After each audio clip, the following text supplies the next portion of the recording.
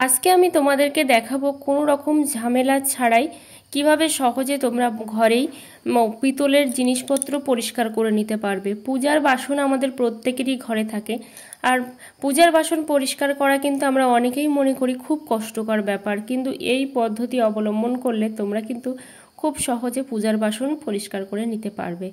দেখো, এখানে কিন্তু আমি কোনো রকম ডিটারজেন্ট, তারপর পিতম্বরী যেসব জিনিসপত্র কিনতে পাওয়া যায় বাসন পরিষ্কার করার জন্য, সেই সব কোনো জিনিসই কিন্তু এখানে আমি নিইনি।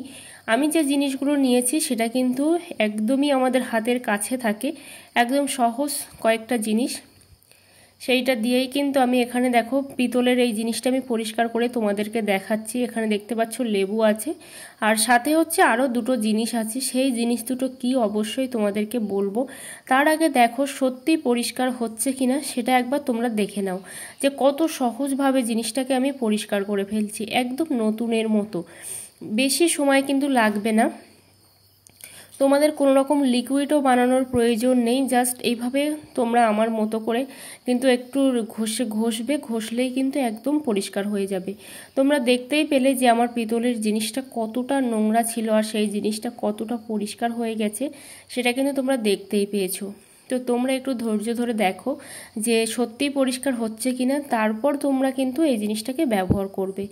তো আমি কিন্তু ওইরকমভাবে তোমাদেরকে দেখাচ্ছি না যে পরিষ্কার হলো না অথচ বলে দিলাম, বা একটা পরিষ্কার জিনিস এনে দেখালাম যে সত্যি পরিষ্কার হয়েছে, এটা কিন্তু আমি করছি না। আমার জিনিসটা বা আমার পাত্রটা তোমরা দেখো, দেখলেই বুঝতে পারবে সত্যি এটা পরিষ্কার হয়েছে কিনা। আর আমার ঘটিটা দেখলেই কিন্তু তোমরা বুঝতে পারবে। তো ভেতরটাও দেখো ভালো করে ঘষে নেব, কিন্তু আমার যেহেতু এই মুহূর্তে জিনিসটা কাজে লাগছে না, তার জন্য কিন্তু খুব ভালো করে পরিষ্কার করার আমার এখানে প্রয়োজন পড়লো না। তো এখানে দেখো আমি কিন্তু এবার ধুয়ে নিচ্ছি, তোমাদের চোখের সামনেই কিন্তু আমি ধুয়ে নিচ্ছি যে ঘটিটা কতটা পরিষ্কার পরিচ্ছন্ন হয়েছে। আর নিচটা আমি পরিষ্কার করিনি, যেহেতু আমার ঘটিটা এখন কাজে লাগছে না, সেই জন্য নিচটা আমি পরিষ্কার করিনি। তোমাদেরকে এই সাইডগুলো পরিষ্কার করে দেখালাম। আরও একটু সময় দিলেই কিন্তু একেবারেই চকচকে হয়ে যাবে। আর যদি ভালো লেগে থাকে অবশ্যই কিন্তু তোমরা বাড়িতে অ্যাপ্লাই করো কোনো রকম সমস্যা ছাড়াই। তো তার জন্য এখানে দেখো নিয়েছি লেবু, পাতি লেবু অবশ্যই তোমরা নিয়ে নেবে, কারণ পাতি লেবুর মধ্যে থাকে অ্যাসিড, সেটা কিন্তু আমাদের প্রচুর কাজ করে, অ্যাসিডের কাজ করে। যদি তোমাদের কাছে লেবু না থাকে অবশ্যই ভিনিগার নিতে পারো, কিন্তু চেষ্টা করবে লেবু নেওয়ার, কারণ লেবুর মতো কাজ কিন্তু ভিনিগার করবে না, সেই জন্য লেবু নেওয়ারই চেষ্টা করবে।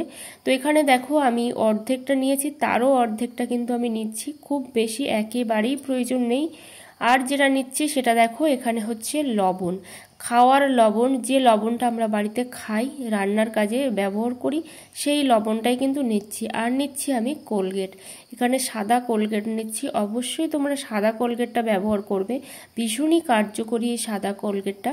তো শুধুমাত্র এই তিনটে জিনিসই কিন্তু আমি এখানে ব্যবহার করছি, এছাড়া কোনো জিনিস কিন্তু আমি এখানে ব্যবহার করছি না। কোনো রকম সাবান, পিতম্বরী বা অন্যান্য যেসব জিনিস কিনতে পাওয়া যায় কোনো জিনিসই কিন্তু আমি এখানে ব্যবহার করব না। শুধুমাত্র এই তিনটে জিনিস দিয়েই কিন্তু তোমাদের সামনে দেখো ঘটিটা আমি পরিষ্কার করে দেখাচ্ছি। ঘটিটা কতটা কালো আছে সেটা তোমরা বুঝতেই পারছো দেখে। তারপরে তোমাদের চোখের সামনেই কিন্তু আমি ঘটিটা পরিষ্কার করে দেখিয়েছি যে কতটা পরিষ্কার হয়েছে। যদি ভিডিওটা ভালো লাগে অবশ্যই একটা লাইক কমেন্ট করে পাশে থেকো, আর নিজেরা অবশ্যই কিন্তু বাড়িতে অ্যাপ্লাই করো, খুব সহজেই কিন্তু তোমরা পরিষ্কার করে ফেলতে পারবে।